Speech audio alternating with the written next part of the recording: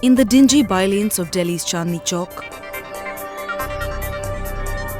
there is more that catches your eye amidst the noise and drama.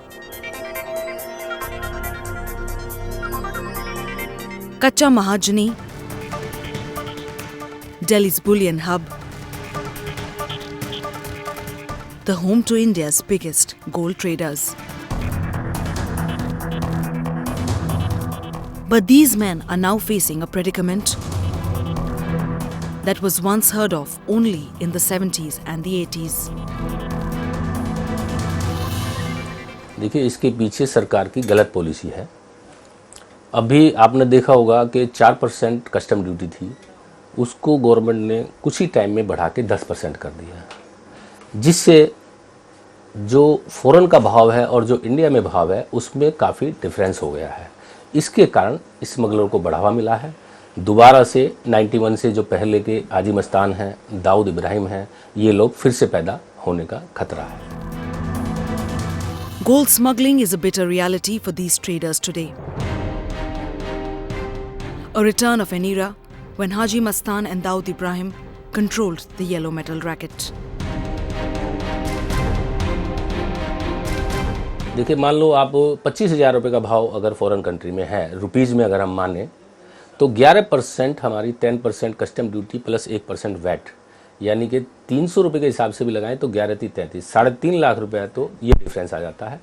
दूसरा, जो nominated एजेंसियों का premium है $130 तकरीबन, उसका 2 लाख रुपया 1 किलो पर डिफरेंस होता है, यानी कि 5.5 लाख 25,000 रुपये वाला सोना 30,500 रुपये में इंडिया मार्केट में मिलता है, जिससे स्मगलरों का प्रॉफिट बढ़ जाता है और उनको बढ़ावा मिलता है स्मगलिंग करने में।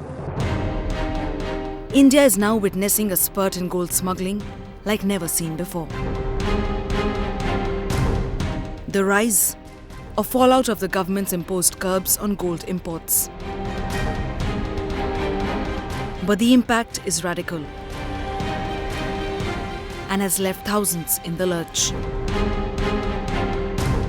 As investigators struggle to crack down on the smugglers, seizure after seizure, there is little that has changed on the ground. Over the next 30 minutes, we'll take you through the inside details of gold smuggling in India. Details never seen or heard before. Remember, the government liberalized gold imports way back in the 1990s, hoping that the black market for the gold will vanish, also hoping that there will be an addition to the exchequer through revenues. But unfortunately, none has happened, and things have taken a turn for the worse. This is 37-year-old TK Fayaz from Pallur village in Kerala. He lived his life large, considered a role model for many in his village. He boasted of links with celebrities, politicians, police officers, and even Customs and Directorate of Revenue Intelligence officials. But on 21st September 2013, the bubble burst. Fayaz was arrested in a gold smuggling case in New Delhi. The enormity of the smuggling ring came to light with the arrest of two ladies who were smuggling in gold hidden in jackets. This led to the arrest of TK Fayaz, who has emerged as the kingpin of the smuggling racket. Hailing from a poor family in North Kerala and a school dropout, the growth of Fayaz's fortunes has been rather fast. He grew rich and was rubbing shoulders with celebrities and powerful politicians cutting across party lines. It is said that Fayaz's reach and links are rather long and strong. An NRI businessman based in Dubai, and Fayaz had smuggled 42 kilograms of gold worth 12 crore during the last 2 months through the Kochi airport using women carriers. After his arrest, Fayaz confessed that several customs and police officials had facilitated his smuggling activities. The nefarious racket was busted, and it spilled open a whole new can of worms. But the crackdown had begun 48 hours ahead of Fayaz's arrest. Customs officials had issued a lookout notice against Fayaz after 2 women and a man were detained at the Kochi International Airport on 19 September. The group was attempting to smuggle 20 kilograms of gold. On being caught, the man threatened the customs officials with dire consequences and showed them his call list. It was on this list that investigators found names of powerful people in the government and the glamour world. It also included the name of a former Miss South India.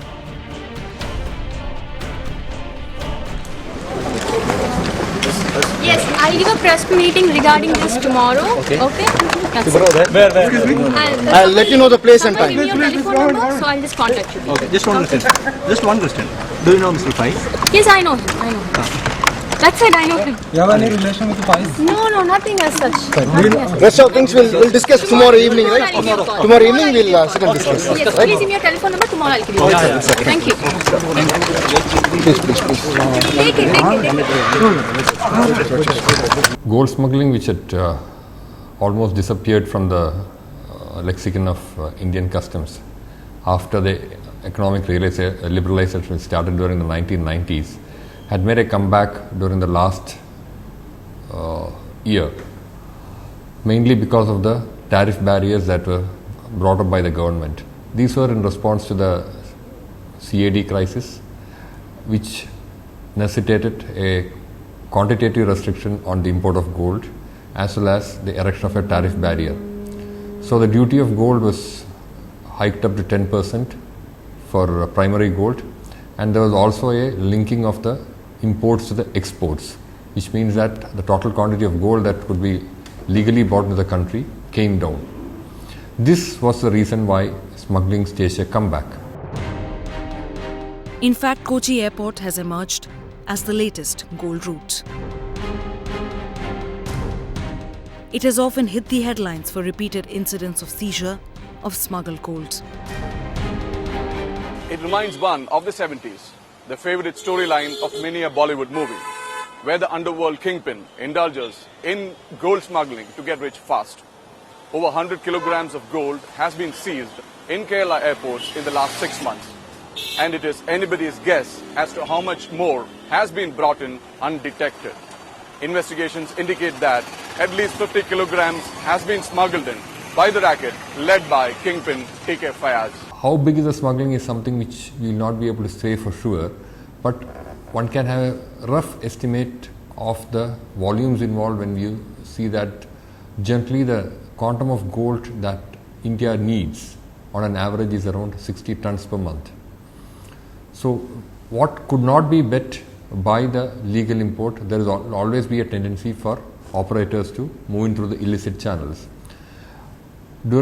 After the liberalization, when import of gold was freely permitted, at most of the times the gold price in India and Dubai were almost at par.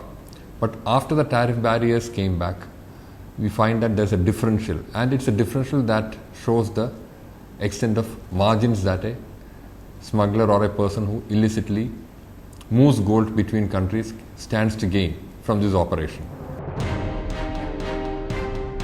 There has been a phenomenal increase in the flow of gold through legal and illegal channels by passengers from Gulf countries.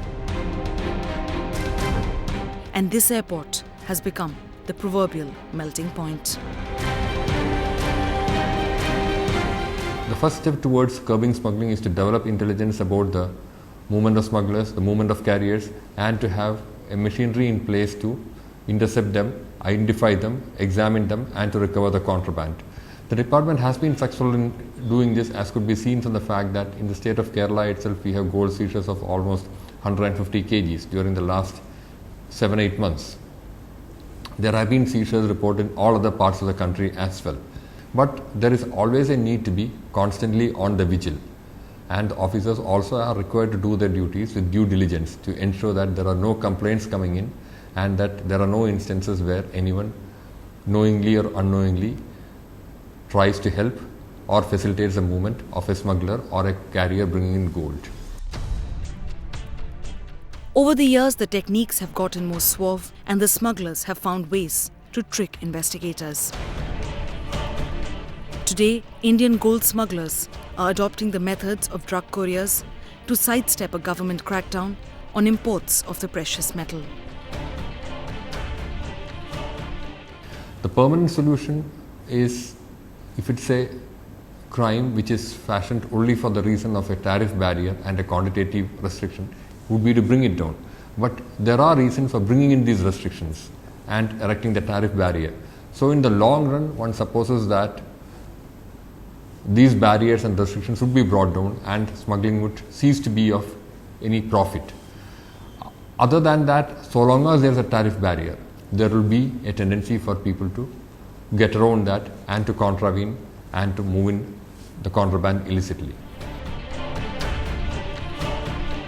Stashing gold in imported vehicles and even using mules who swallow nuggets to try to get them past airport security. Stung by rules imposed in 2013 to cut a high trade deficit and a record duty on imports, dealers and individual customers are fanning out across Asia to buy gold and sneak it back into the country. Customs Department has been trying to check the flow of contraband in its own ways. Primarily, if you look at it, the smuggling can be through passengers coming through airports, to it can be concealed inside various gadgets, equipments, etc. that are sent from abroad, and it can be smuggled across the sea. Now, mostly the smuggling that we have been seeing during the last 7-8 months has been through passengers who come through airports. There have been occasional cases of gold being concealed within baggage items which are sent by people working abroad.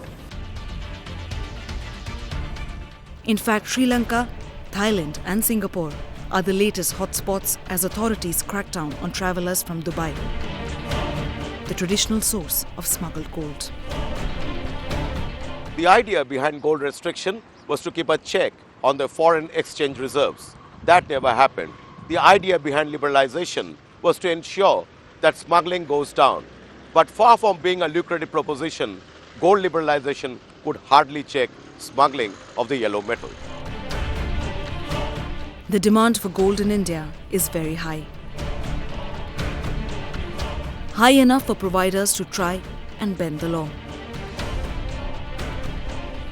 and push smuggled gold into the country to satiate the demand. The racket is large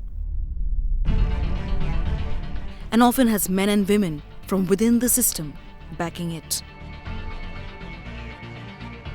The crackdown has begun. But despite the laws, the seizures, these smugglers have kept the business alive and kicking.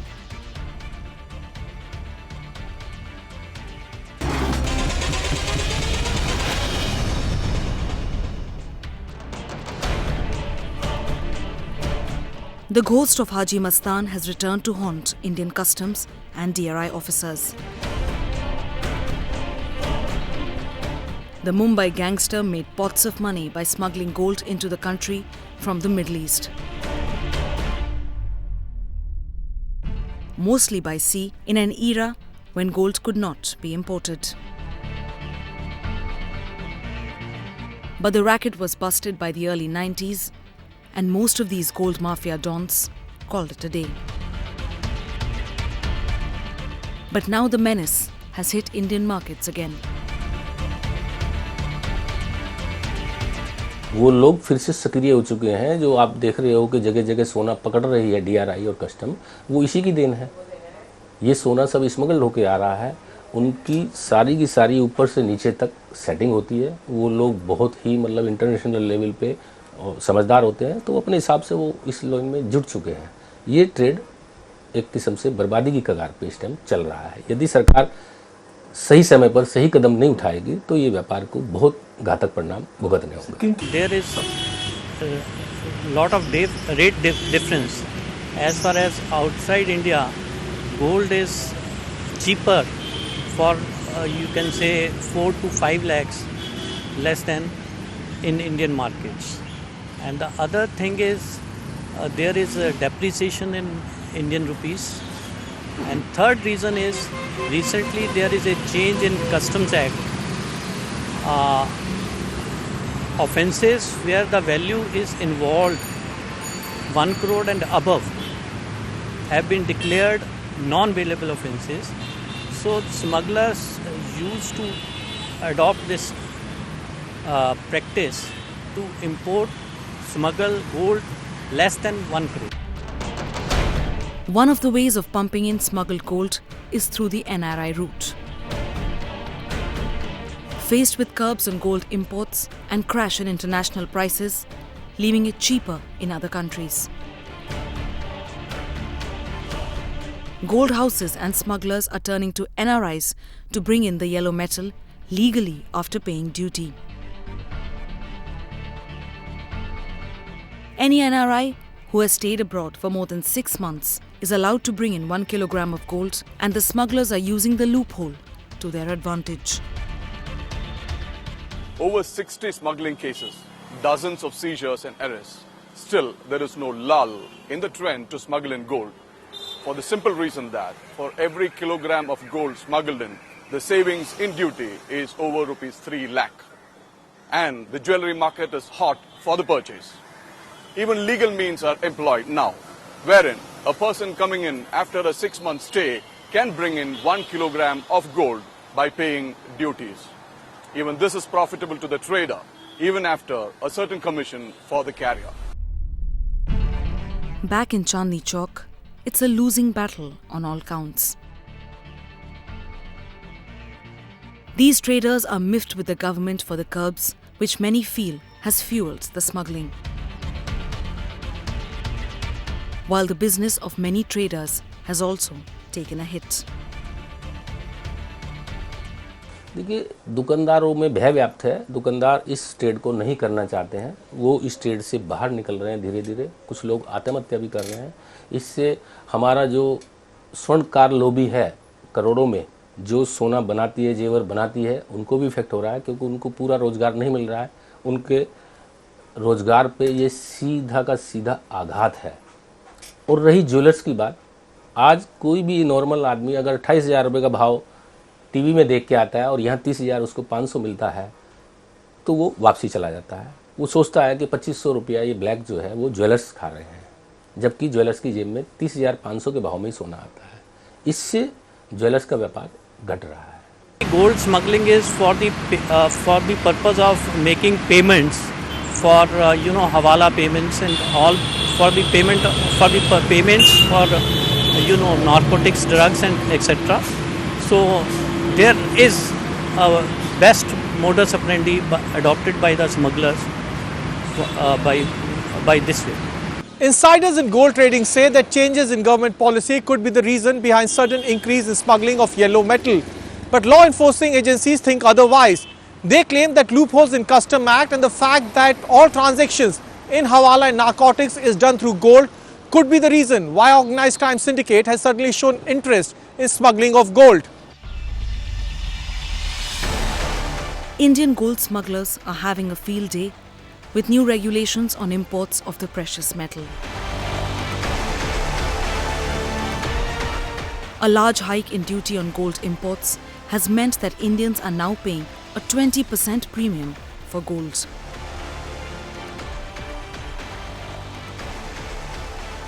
The tariff spike and a weakening rupee have meant that smuggling has become profitable. Given the situation, the investigators are pulling out all stops to check the crime. But clearly, the methods of the moment are not enough.